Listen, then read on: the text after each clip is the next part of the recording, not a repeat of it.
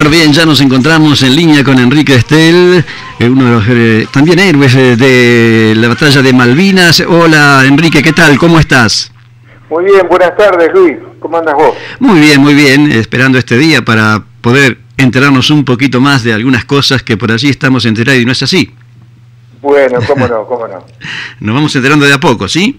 Sí, la verdad es que cada día se sabe un poquito más, felizmente. Claro que sí, y eso es bueno, ¿no? Porque es lo que intentamos de aquí.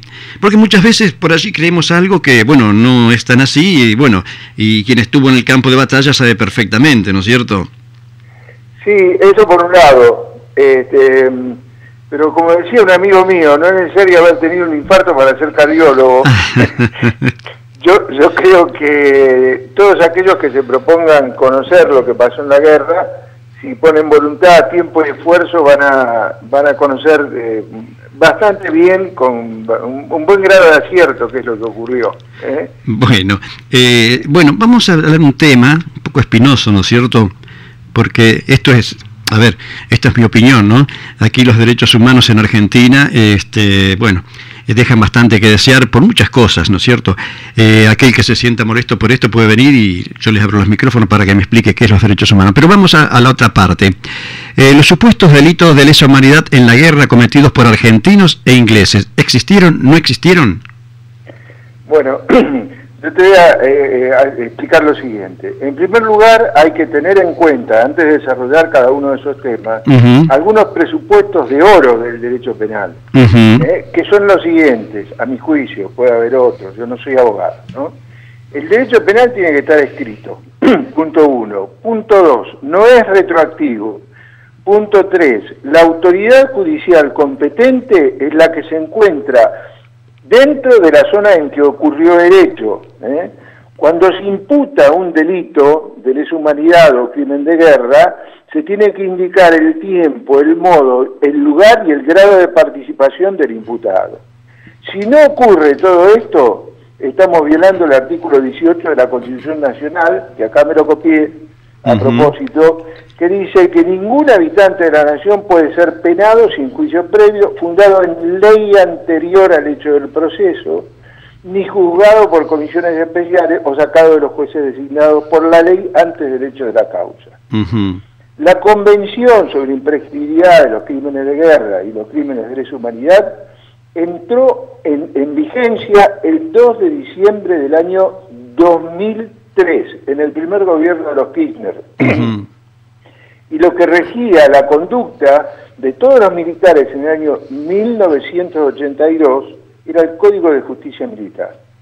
Sí. Sobre la base de esto, comenzamos. Yo te cuento algunas cosas. Bueno, contame. Las denuncias, en principio, te quiero aclarar que yo, en todo el tiempo que estuve ahí en las Islas Malvinas, jamás vi que se haya cometido ningún crimen de guerra. Le dicen de lesa humanidad porque es la moda. Es la moda de denunciar militares por crímenes de lesa humanidad. Entonces aparece un conjunto de personas que pertenecen a grupos ideologizados, claramente identificados, no voy a decir quiénes son porque no les voy a hacer propaganda, pero denuncian lesa humanidad.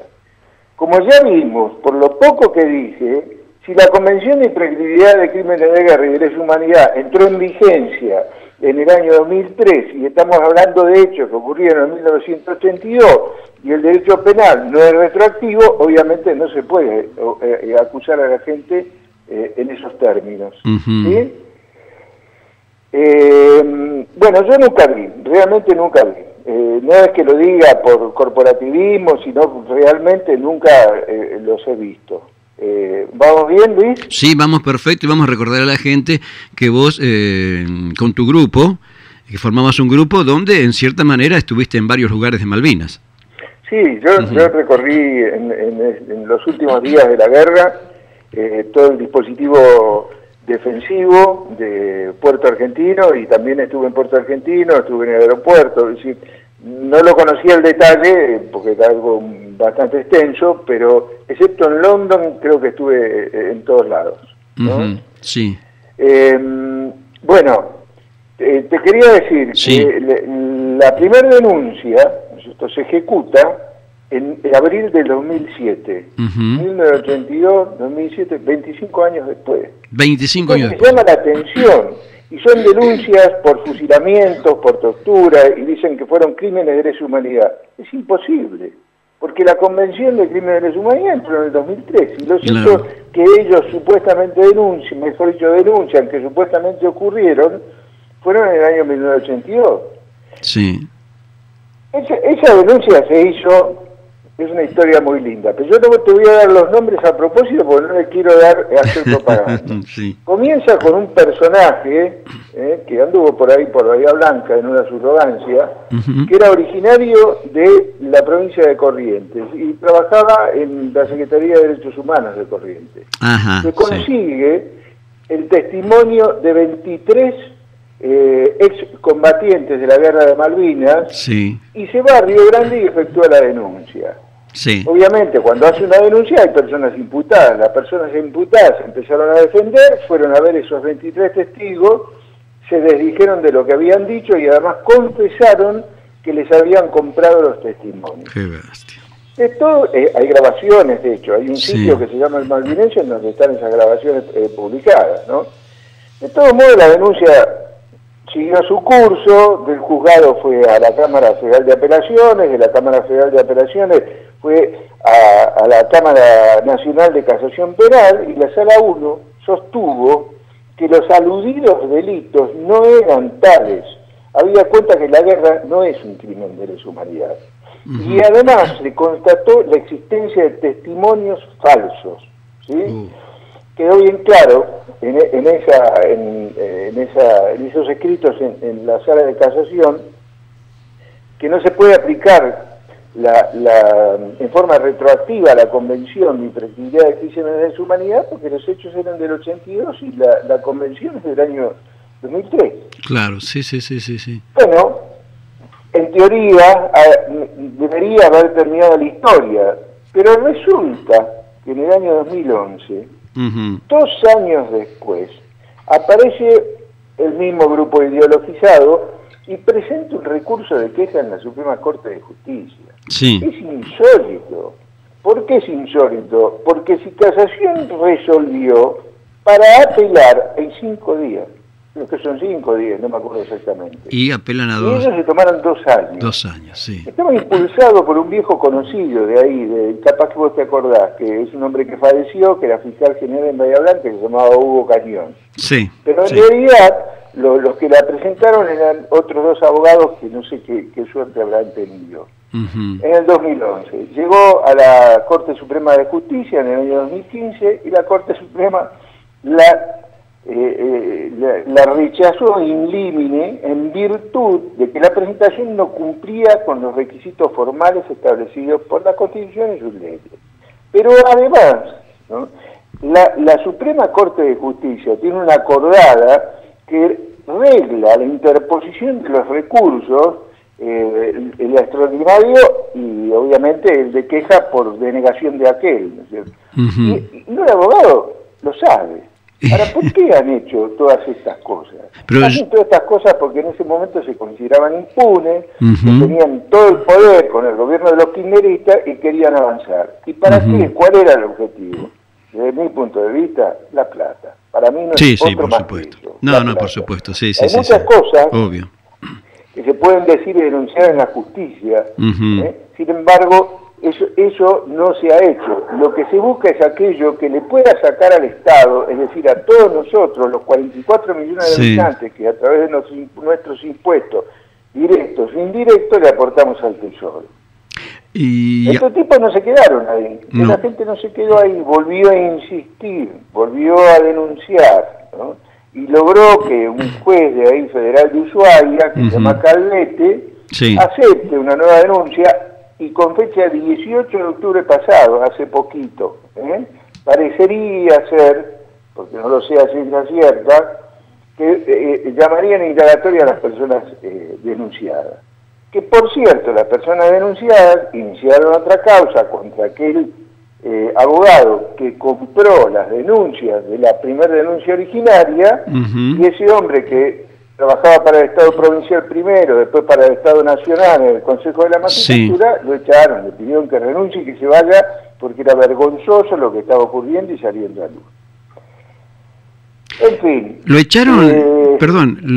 Yo creo y estoy convencido de que esto es un poco más de lo mismo. Sí, Enrique. Acá lo único que interesa es lo que ellos llaman la reparación, y la reparación no es otra cosa más que plata.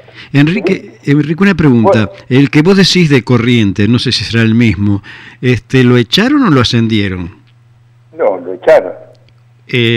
Renunció, en términos objetivos. Él estaba en la parte de derechos humanos, en Corrientes. Inicialmente sí, en la provincia de Corrientes. Que después pasó... Después, bueno, con todas estas denuncias logró la acogida de algunos y entonces lo llevaron al Consejo de la Magistratura y trabajaba en calidad de asesor en la parte de los concursos. Ah, y no está más ahora. No. Bueno, me alegro. No está más, no. Sí.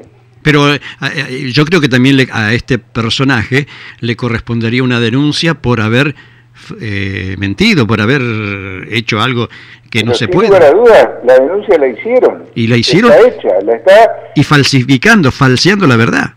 Sí, y la está llevando adelante, y esto sí te voy a decir, un camarada, que realmente no lo conozco personalmente, pero sí hemos intercambiado algunas cosas, que también es periodista, que se llama Taranto. Sí, Jorge, sí. Bueno, él está llevando adelante esa causa por estas irregularidades. Qué increíble, ¿no? Qué increíble. Porque esto lo sabe, estas cosas que vos decís, lo sabe un chico que comienza a estudiar abogacía.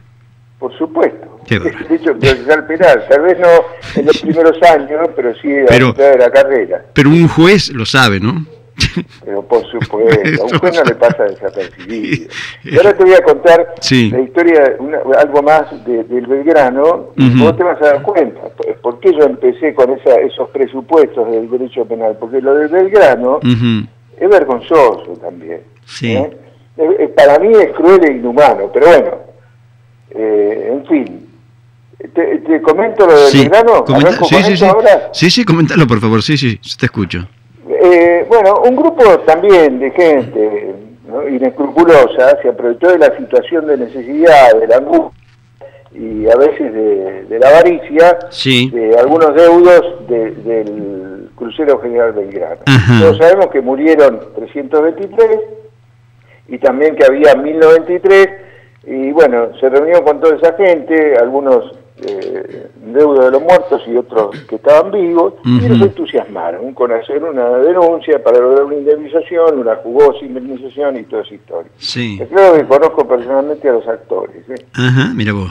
Y esta gente, obviamente, para hacer eso, ¿qué pide? Plata. Claro. Entonces consiguieron la plata y hacen la primera denuncia. ¿Dónde la hacen? En Comodoro Pi. ¿Y qué le dice Comodoro Pi? Por eso yo te dije al principio presupuestos y te dije autoridad judicial competente. Comodoro Pi le dice, señor, el crucero Belgrano no se unió acá en el Río de la Plata, vaya y reclame donde corresponde. Entonces se van a Comodoro Rivadavia. Hola, Jorge. Pero no se unió acá frente a Comodoro Rivadavia, vaya y reclame donde corresponde. Entonces se van a Río Grande. Los Río Grande los reciben y la justicia federal parece ser que se quería sacar el problema encima y le dice, este reclamo lo tiene que hacer la Armada. Van a la Armada, la Armada le dice, este reclamo tiene que ir y verlo en el Ministerio de Defensa. Y cuando van al Ministerio de Defensa, Oscar Camillón les dice a este grupo de abogados, fue un acto legal de guerra, textuales palabras. Me acuerdo porque, bueno, lo tengo escrito, ¿no? Sí. Entonces, volvieron de vuelta con esta gente que quería las jugosas indemnizaciones y los entusiasmaron con presentar una denuncia en la Corte Penal Internacional. Y cualquier abogado también sabe que en la Corte Penal Internacional pasan dos cosas que son básicas. Primero, que empezó a funcionar con el Estatuto de Roma en junio del año 2002. Segundo, que solamente acepta las denuncias de los estados, no de los particulares. Y que está en Bélgica, ¿no es cierto?, en La Haya. Entonces, todo esto sirvió para sacarle plata a toda esa gente y entusiasmarla con una indemnización que nunca fue ni iba a ser. Entonces de ahí se fueron a la Corte, al Tribunal Europeo de Derechos Humanos, lo presentaron, y pese a que no podían, porque primero tenían que agotar la vía del país, se la aceptaron. Dijeron, ya sabemos cómo es esta historia, como viene hermano, se la aceptamos. Lo aceptaron, le dieron traslado a Gran Bretaña respondió y archivaron la causa. ¿Sí? O sea, de todos modos, más allá de estas actitudes miserables, hay algo que es muy positivo, que quedó claro, y yo te lo digo de otra manera, que fue un acto legal de guerra. Claro. Todo el mundo dice estaba fuera de la zona de exclusión, sí, pero los militares profesionales que estudiamos en la escuela de guerra, que somos oficiales de Estado Mayor, sabemos que está la zona de exclusión, la cual está contenida por el Teatro de Operaciones Malvinas, el cual está contenido por el Teatro de Operaciones del Atlántico Sur, el cual está contenido por el Teatro de Guerra. Y el Belgrano estaba en el Teatro de Guerra. Punto. No hay más nada que hablar. El resto es comentario, es buena voluntad, se entiende. Es triunfalismo, y es vanidad y un montón de otras cosas más. Esto es lo correcto. Es lo correcto. Eso sí, vamos a aclarar que los abogados que calentaban la cabeza cobraron. Exactamente. Claro, sí. Ellos fueron a su negocio. Exactamente. ¿No? Negocio, claro, está. Bueno, aclarado. Vamos a hablar inglés. Después de la guerra aparecieron 2 libros que realmente son muy buenos. Aquel que pueda leerlos, recomiendo que los lea. Uno se llama Viaje al Infierno y el otro se llama Chicos de Ojos Verdes. El Viaje al Infierno lo escribió un cabo que se llama Vincent Bramley. Y el de Chicos de Ojos Verdes, un oficial de inteligencia militar que se llamaba Whale, y otro que se llamaba Jennings, que era miembro de un regimiento de paracaidistas. En estos 2 libros, 92 y 96, escritos cada uno de ellos, coinciden en denunciar 3 personas con 3 hechos en forma similar. Un tal sargento Pettinger, otro sargento que se llamaba Sturge y un corporal que se llamaba McLaughlin. El primero, dicen los libros, que le pegó 2 tiros en la cabeza a un argentino que estaba vivo. En el segundo caso, el caso de Sturge, dicen que, y lo vieron, y hay un capitán que atestiguó, que lo vio, que agarró un argentino herido, lo llevó donde estaban los argentinos muertos. El argentino se dio cuenta que lo iban a matar, empezó a gritar, tomó una cruz, se la mostró a Sturge, y Sturge lo ejecutó pegándole también tiros en la cabeza con sus pistolas.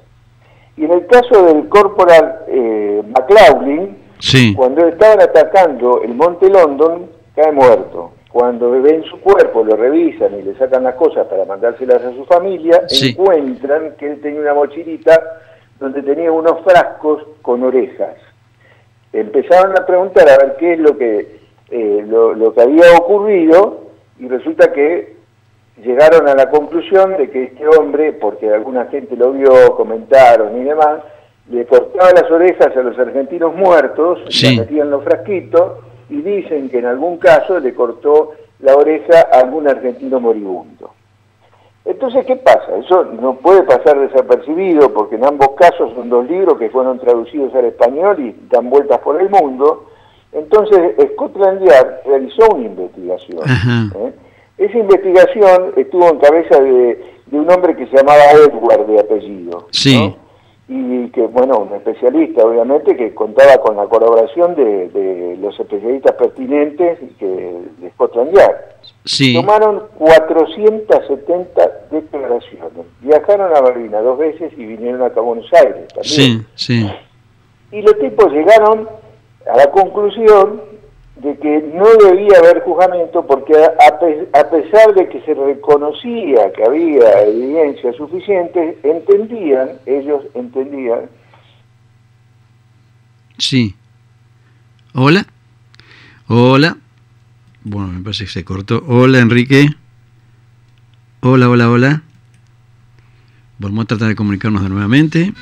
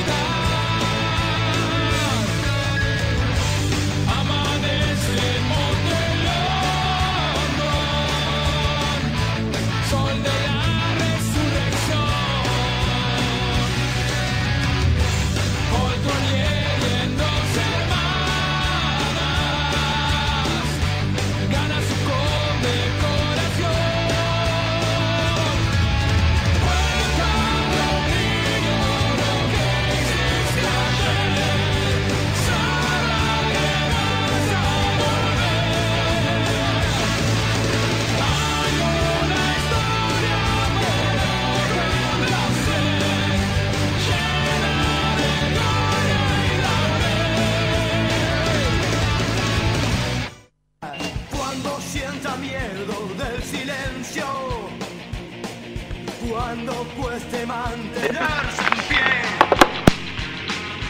cuando se revele. Bueno, nuevamente ya está la comunicación nuevamente con Enrique. Adelante, por favor. Sí, bueno, Scotland Yard tomó 470 declaraciones, viajó 2 veces a las Islas Malvinas, viajó una vez a Buenos Aires, y ellos llegaron a la conclusión de que no debía elevarse la causa a juicio. Y también la fiscal que intervenía llegó a la misma conclusión, porque decía que no había evidencia segura como para llevar adelante los cargos contra persona alguna por una cuestión de naturaleza criminal. Lo que ocurre aquí, algo que establece una gran diferencia con la República Argentina, es que nadie quiso atestiguar en contra de ninguna de las 3 personas, aunque una de las 2 ya estaba muerta. ¿Por qué? Porque los ingleses entienden que todas las 470 declaraciones se basaban en lo que ellos llaman hearing, escuchas, y que para ellos eso no son pruebas. Ellos necesitan la persona que vio, que le consta, que estuvo presente, que no tiene ninguna duda que eso ocurrió. Y las 470 declaraciones no fueron así. Entonces ellos archivaron la causa, ¿sí? Y además es importante también, yo conozco al embajador Petrella, y el embajador Petrella me dijo que en la década del 90, no recordaba él exactamente, y capaz que tiene relación con esto, vinieron acá a Argentina, de Scotland Yard, y firmaron un acuerdo en el cual los argentinos y los ingleses no tenían nada que reprocharse el uno al otro. ¿Sí? Sí, sí, correcto. Así que bueno, así quedaría en alguna medida cerrado el tema de los supuestos crímenes de lesa humanidad y los crímenes de guerra de esta manera, ¿no? Bien, perfecto, me parece muy bien aclarado. Y vamos a continuar a hacerte algunas preguntas, ¿sí? Por ejemplo... ¿Está viendo la señal? Sí, ¿ahí me escuchas mejor? Hola, Luis. Sí, hola, ¿me escuchás ahí? Luis. Sí, hola. Sí, te escucho, yo te escucho. Sí. Perfecto, bueno. Pasando a otra parte, ¿no? Se habló mucho del conflicto. Se habló mucho del conflicto, porque fue, porque no fue, porque dejó de ser, porque no tenía que haber sido. Las oportunidades perdidas de recuperar el Malvinas sin conflicto, con el apoyo de la OTAN. La recuperación no fue improvisada, la guerra sí, Galtieri se levantó borracho y atacó. Bueno, todas estas cosas que se dicen por allí, ¿no es cierto? Sí, mirá, en el año 1974 le ofrecieron a Perón entregarle las islas, de la siguiente manera: una administración conjunta por 100 años, vencidos los 100 años, de entregarlas totalmente a la República Argentina. Eso fue en junio del 74, y lamentablemente Perón se murió el 1 de julio, y quedó todo en la nada porque el gobierno de María Estela Martínez de Perón tenía un montón de problemas, y el tema aunque para mí hubiese sido fabuloso, el retroarriendo por 100 años, bueno, no quedó en el olvido, no le dieron bolilla y quedó ahí. Esa fue una gran oportunidad que fue perdida. La otra fue en el año 1980. La misma ministra Margaret Thatcher, a través del ministro de Relaciones Exteriores, un nombre de apellido Radley, y todo esto está publicado en la web, si lo googlean se encuentra, ¿no? Le ofreció algo mucho mejor todavía. Le ofreció al gobierno militar una administración conjunta por 30 años y después entregarle completamente las islas y reconocer la soberanía. Fue otro hecho realmente increíble que nosotros no hayamos aceptado. Y la tercera oportunidad, curiosamente, en el año 1982, en febrero, la ONU estaba discutiendo en el Comité de Descolonización de las Naciones Unidas también una situación de retroarriendo con los ingleses, en la cual se comprometían a administrar las islas por un determinado número de generaciones. En esta oportunidad cambió, ya no se hablaba de años, sino se hablaba de número de generaciones. Y luego conceder completamente la soberanía de las islas argentinas. Ninguna de estas tres oportunidades fue aceptada por la República Argentina. Y bueno, digamos, esta guerra causó mucha muerte y no, Sí. ¿Me escuchás? Sí, te escucho atentamente. Sí. ¿Hola? Sí, hola, ¿me escuchás vos? Yo te escucho muy bien, Ah, bueno. Sí. En lo que se refiere al tema de la OTAN, Sí. bueno, también hay que analizarlo con un poquito de detalle el tema este. ¿Por qué? Porque mucha gente dice combatimos contra la OTAN. No es cierto que hayamos combatido contra la OTAN. No es cierto. No es cierto. Y voy a ver los fundamentos. ¿Por qué digo esto? La OTAN hoy en día tiene 29 miembros. En el año 1982 tenía 15 miembros. Y de los 15 miembros que estaban en esa oportunidad, conforme al estatuto de la OTAN, ¿qué dice? Si atacan tu territorio, yo te voy a ayudar. Pero no atacaron el territorio del Reino Unido de Gran Bretaña. Atacaron un territorio que estaba, ¿cómo es que lo llaman los ingleses? Bueno, un territorio de ultramar, uno de los 14 territorios de ultramar que tiene el Reino Unido de Gran Bretaña, el cual estaba incluido en la lista de los territorios a descolonizar por el Comité de Descolonización de la Organización de las Naciones Unidas. Sí. Entonces, lo único que hicieron para solidarizarse con el Reino Unido fue suspender las relaciones económicas. Ajá. Pero a las Islas Malvinas no vino ningún turco, no vino ningún francés, ningún alemán, ningún italiano, ningún belga, es decir, porque no se iban a comprometer en una situación que no estaba claramente definida el tema de la soberanía. ¿Me explico? Sí, completamente, bueno, sí. Nosotros sí combatimos contra el Reino Unido de Gran Bretaña, apoyado por Estados Unidos y por Chile. Eso está clarísimo y no existe ni la más mínima duda.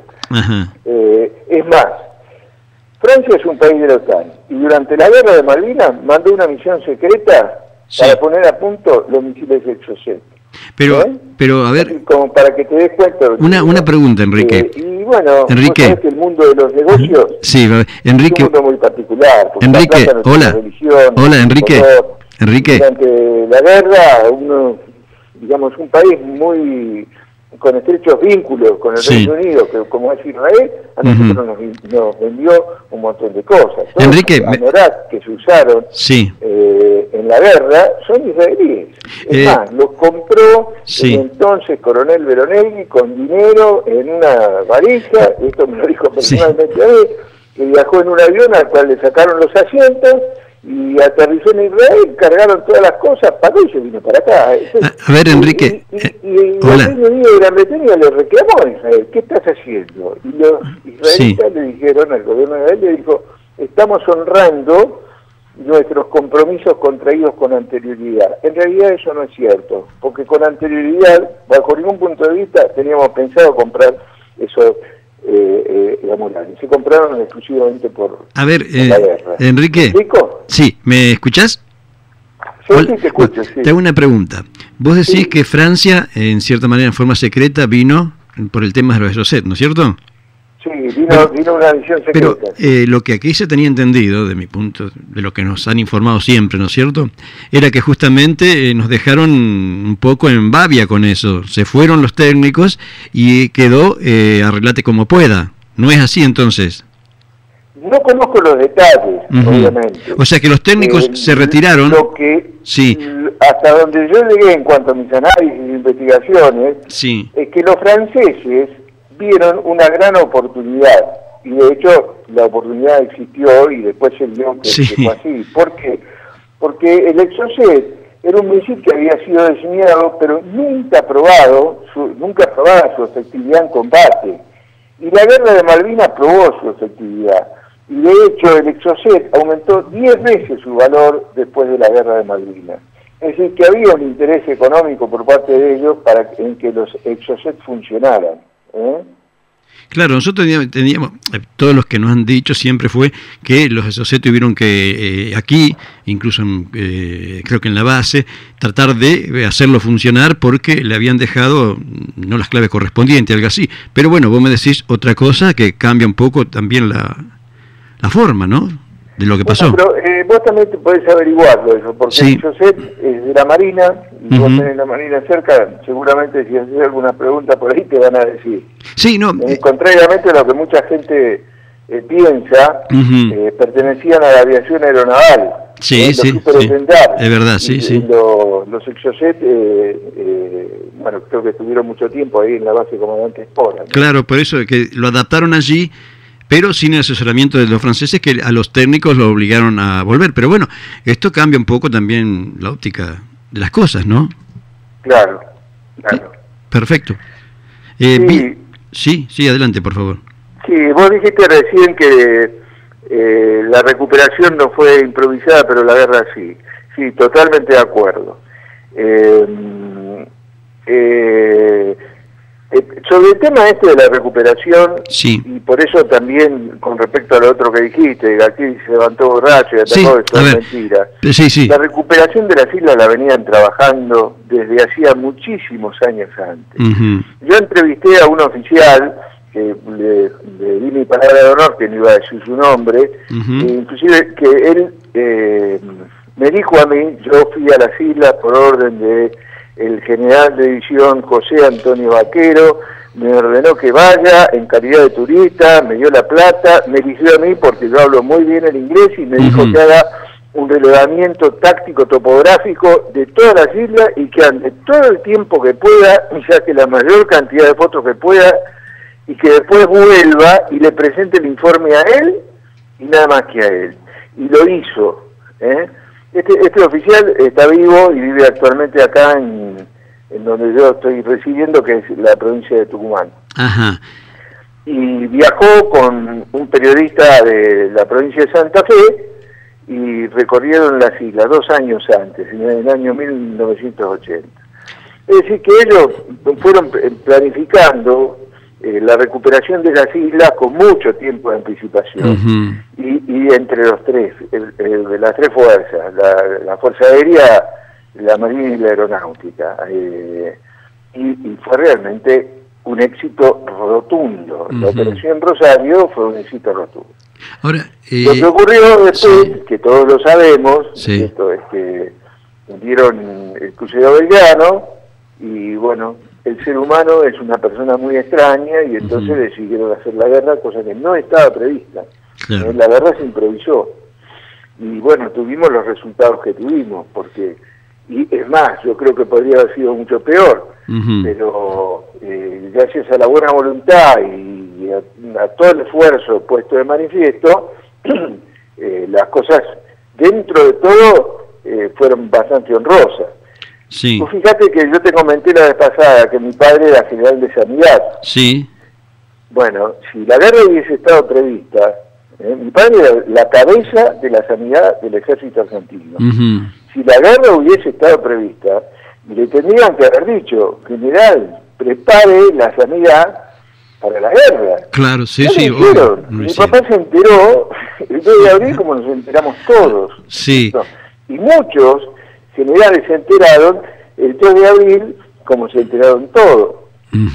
Lo que ocurre es que también había algunas internas, digamos, En la dentro de fuerza. la cúpula militar. Sí. Gatí estaba muy enojado porque cada vez que hacían una reunión de generales al día siguiente salían los diarios. Entonces cuando se decidió el tema este de Malvinas, a mucha gente no le dijeron nada. Pero Ahora, vamos al punto. Sí. Si hubiese habido una guerra preparada, al general de sanidad le tienen que decir, al logístico, que era el general Gerardo Núñez, claro. muy amigo de mi padre también, le tendrían que decir y no se lo dijeron. Entonces esas, bueno, hay muchas otras cosas más, Sí, pero esas son pruebas clarísimas de que la guerra como tal no fue prevista. Sí, la Operación Rosario, que realmente es una de las pocas operaciones en la historia militar en la cual le ordenan a la gente no herir al enemigo. Sí. Y si es necesario sufrir bajas, pero no herir al enemigo. Y así fue, y así se cumplió. Claro. Enrique, y si en el año 80 estaba predispuesta Inglaterra en 30 años a entregar las islas, ¿no es cierto? Sí. ¿Por qué entonces tratar de recuperar las islas? ¿O fue por el conflicto de Georgia, que muchos dicen que fue provocado por la propia Inglaterra. Mirá, yo tengo mi idea. Para mí es el tiempismo de la gente que se sienta en el sillón de Rivadavia, por decirlo de alguna manera genérica. Sí. Los políticos buscan el resultado mañana o dentro de un rato y no tienen una visión estratégica. Yo jamás hubiera, si vos me pones a mí como militar, decirme, a ver, recuperame la silla, me estarás en el año 1982, sí. Y por casualidad se me ocurre pensar en una guerra, pero sí en un desplazamiento poblacional, ¿no es cierto?, pasivo. Sí. Había menos de 3.000 habitantes en el año 82. 3.000 sí. habitantes no es nada, 3.000 habitantes. No, por supuesto. Entonces, vos haces, es más, el que estaba a cargo del ADE, ahí en las islas, tenía la jerarquía y el rango y lo trataban como un embajador. Sí. Cuando fueron a abrir la oficina, el gobernador de las Islas Malvinas lo fue a recibir con todas las plumas, con bandas, se llevó su Rolls Royce, lo paró en la puerta de la escalinata del avión. Es decir, había un convenio realmente fabuloso, ¿no? Se llamaba convenio de comunicaciones, pero en realidad implicaba un montón de cosas más, ¿no? Sí. Y podríamos haber desarrollado una política de esa naturaleza y los resultados hubiesen sido muy buenos. Claro. El expresidente uruguayo, Mujica, él dijo más o menos una expresión de esa naturaleza: esa guerra la tendrían que haber ganado a cobija. Fueron los términos, me acuerdo porque me resulta gracioso. Sí. A cobija, ¿qué quiso decir?, le preguntaron. Tienen que mandar mujeres, muchachos, que vivan con los Kelper, que se casen con los Kelper, que tengan familia con los Kelper y a la inversa. Y dentro de un tiempo las islas son de ustedes. Y sí, así dijo Mujica, y sí, y eso era lo ideal. Pero entonces, bueno, fue como estabas comentando vos, ¿no es cierto? Sí. Cuando se sientan en el sillón de Rivadavia, bueno, hacemos lo que hacemos, ¿no es cierto? Sí. O se hace lo que se hace.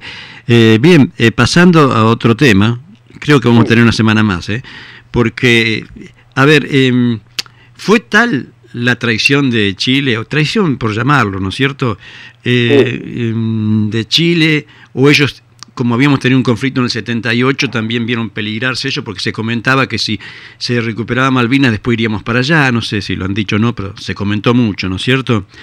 Y bueno, y después, si tenés esperanza que por allí, si vos pensás que se puede recuperar, yo pienso que no, pero bueno, recuperar en poco tiempo Malvinas. Sí, mirá, de la tradición chilena, aunque a mi chileno no le guste, porque tenía muchos amigos chilenos de la Mendocina, yo también, sí. No hay ninguna duda. A esta altura, a 36 años de distancia de la Guerra de Malvinas, no hay ninguna duda.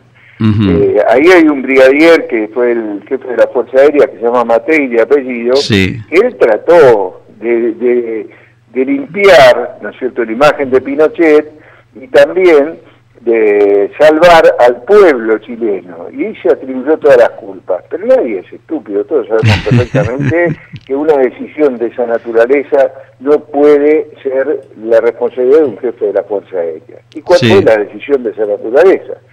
Le dieron los aviones chilenos, le cambiaron, mejor dicho, aviones ingleses fueron a Chile y los pintaron como si fueran aviones chilenos. Hicieron reconocimiento, les dieron una base aérea en el sur, pusieron todos los sistemas de guerra electrónica a hacer escucha en Punta Arenas de las operaciones que hacíamos nosotros. El hundimiento de Belgrano no podría haber sido, bajo ningún punto de vista, tal si Chile no hubiese colaborado al brindarle a los ingleses la población. La posición. Y hay un hecho que marca claramente cómo son las cosas. Cuando Pinochet viaja al Reino Unido de Gran Bretaña por un problema de salud y el juez Garzón pide su extradición y queda detenido en un departamento o casa, no sé bien, de ahí del Reino Unido de Gran Bretaña, Margaret Thatcher lo va a visitar. Y cuando lo va a visitar le dice claramente: vengo a saludarlo porque si no hubiese sido por su colaboración, sí, es verdad, nosotros jamás podríamos haber ganado la guerra. Sí, y por eso... Una declaración de esa naturaleza, sí, pone de relieve cómo fueron las cosas. Y finalizado el conflicto, el Reino Unido de Gran Bretaña le entregó material argentino que quedó en las islas a Chile. Sí. Además, le regalaron aviones ingleses a los chilenos también. Hay operaciones como encubiertas que, por ejemplo, la operación, ¿cómo se llamaba esta? La operación Mikado, sí, una operación que empezó a conocerse ahora, nació en Chile. Sí, sí, y tenía como propósito atacar la base de Río Grande, que estaba ahí en Tierra del Fuego. ¿Qué es lo que querían? Destruir los aviones, porque ahí, como es de la Marina, operaban los superetendar, querían romper los misiles y matar a los pilotos. Entonces, hoy se sabe, hay fotos que se han publicado, inclusive ha transcurrido el tiempo y hay cartas entre los pilotos, porque se empezó a conocer quiénes eran, sí, y algunos veteranos de guerra argentinos. El tema es mucho más complejo. Sí, sí, sí, sí, no, por supuesto.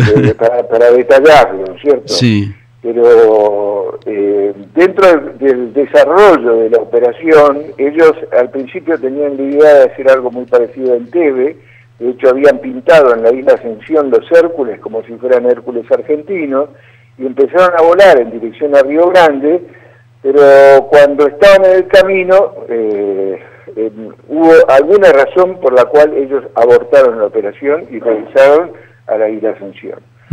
Pero avanzaron con un helicóptero, y el helicóptero sufrió un desperfecto y cayó muy próximo a la frontera argentina, pero ya no podía volar más y había de alguna forma que borrar esa evidencia, y esa evidencia se borró cavando un gran pozo con una topadora y metiendo el helicóptero ahí adentro. Pero lo cierto es que eso se vio, hubo gente que lo vio, hubo gente que lo fotografió, y las fotos fueron ampliamente conocidas y difundidas. Al final ellos regresaron al Reino Unido de Gran Bretaña, y con el tiempo recibieron condecoraciones, las máximas condecoraciones que entrega el Reino Unido. Sí, sí, sí. Así que el tema de... podemos hablar mucho del tema, pero... Sí, sí, sí, es verdad. Pero no hay duda, es decir, no se puede dudar. Y no tengo tampoco yo ninguna duda de que Pinochet estaba en claro con esto y lo había utilizado. Además, estudiando la historia del general Pinochet, es muy bueno ver un libro, tomar conocimiento de un libro que él escribió de naturaleza geopolítica, en donde ya él, cuando ni siquiera era general, ni presidente, ni comandante de nada, ya él en su cerebro estaba pergeñando, avanzar en el territorio chileno en dirección a la Patagonia Argentina. Qué bárbaro. O sea que está bien clarito. Bueno, Enrique, nos quedaría la última pregunta, y vamos a dejar, si vos tenés tiempo, no quiero tampoco ocupar todos tus tiempos, pero el próximo miércoles nos queda algunas cosas más, ¿no? Porque, por ejemplo, ataque al continente, las armas nucleares, las operaciones especiales o encubiertas, los Gurkas, la alimentación, el informe Rattenbach, la educación post-Malvinas, sobre Malvinas, bueno, los síntomas postraumáticos, ahora sí, los civiles en la guerra, el rol de los medios de comunicación y los movilizados. Pero si para irnos despidiendo nos podés decir si vos crees, yo creo que no, pero bueno, y muchos, pero quizás vos tengas otra óptica o no, si podemos recuperar en poco tiempo, no en guerra, ¿no?, diplomáticamente, las islas. Sí, yo no tengo problema, Luis, contá conmigo. Sí. Para las veces que sea. Bueno.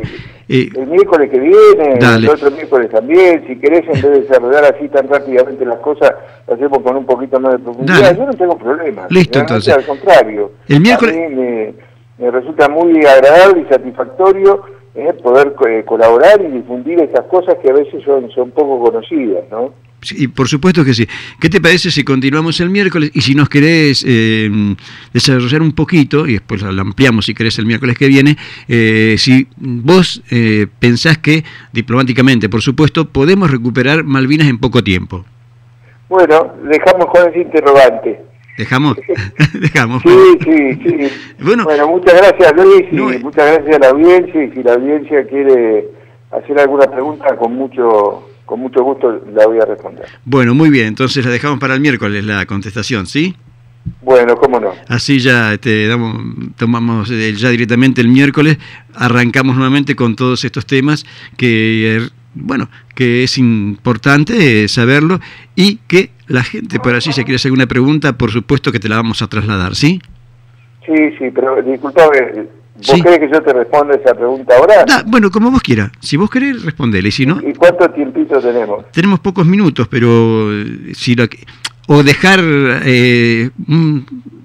para vos, y después la ampliás el próximo miércoles, si querés. Para vos, bueno, ¿se puede recuperar? Sí. ¿Tiempo corto? No sé, ¿no? ¿Sí? Bueno, vos me decís, nos queda un minuto y yo redondeo la idea. Te damos 3 minutos para que...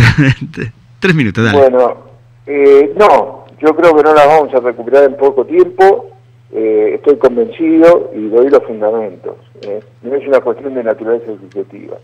En principio, como hablamos la vez pasada, no existe voluntad política. Y si no hay voluntad política, porque Alfonsín dijo que la causa de Malvinas es un tanque atmosférico, Macri, el actual presidente, dijo, yo no sé por qué todo el mundo quiere recuperar Malvinas con un territorio tan grande como tenemos. Además estoy convencido de que las Islas Malvinas le generan un alto gasto al Tesoro del Reino Unido. No es voluntad política, la primera. Y la segunda razón es muy simple.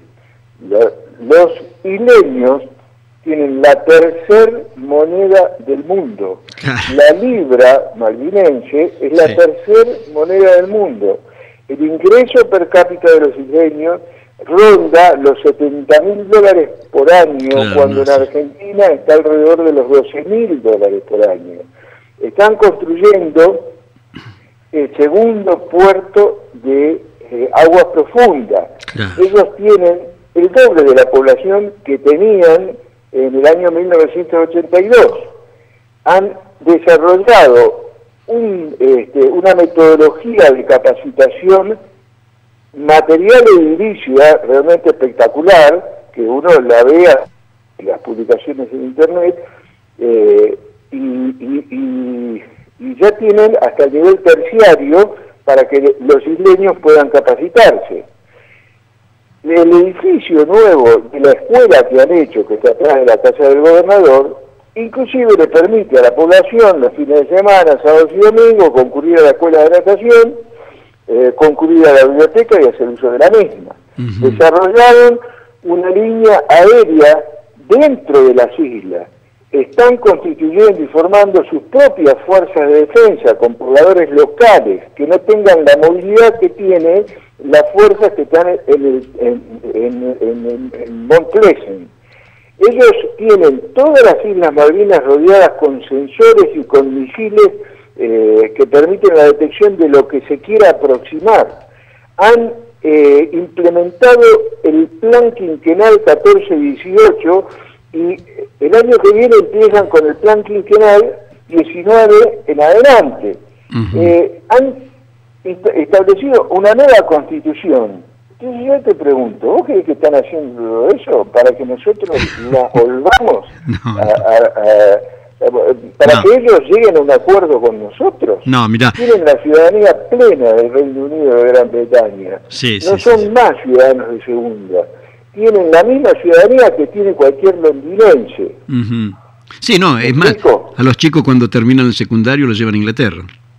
En algunos casos sí, en algunos casos en otros llevan, no. Sí, pero los llevan, sí. Por ejemplo, en el tema de salud, que es uno de los temas cruciales, ellos hicieron un nuevo hospital que se llama Eduardo VII y implementaron un convenio casualmente con la mejor clínica de la República de Chile. Entonces van profesionales de Chile a las Islas Malvinas y personas que no las pueden atender, que es un hospital excelente. Uno lo mira simplemente y se da cuenta, bueno, tal vez un poquito más yo porque soy hijo de médico, pero vos te das cuenta de que ellos no tienen ni la más mínima intención de devolvernos las islas.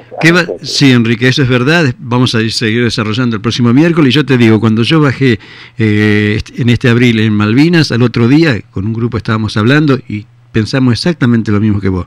No, no, es imposible. Hoy por hoy es imposible. Sí, además que no tenemos con qué. No, aparte. Por ahí a algunos se le ocurre pensar en una posibilidad de naturaleza bélica, ¿no?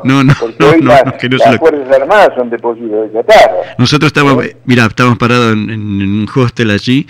Al lado estaba el escuadrón de defensa civil, pero todos armados hasta los dientes.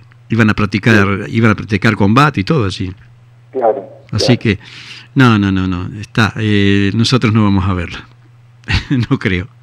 Salvo un milagro, nunca se sabe, ¿no? Sí, no, puede haber dos milagros. Te lo comento cuando empecemos la vez que viene. Dale, vamos al milagro. Vamos a seguir al milagro, Carlos. Enrique, bueno, un gusto. Y la cuarta parte, para la gente que quiera seguir escuchando, el próximo miércoles, si Dios así lo quiere, a partir de las 18 horas, en Así Peleamos en Malvinas. Enrique, un gusto y gracias por todo lo que nos estás comentando, que estamos aprendiendo de nuevo. Parece que recién empezamos con el tema Malvinas. Yo que creía que sabía todo hace 22 años, se me cambió la mente. Bueno, pero es lindo poder saber, ¿no? Bueno, nada que agradecer, Luis. Al contrario, como te dije la vez pasada, cosas como estas son las que salvan la causa de Malvinas. Muchísimas gracias a vos. Bueno, no, al contrario.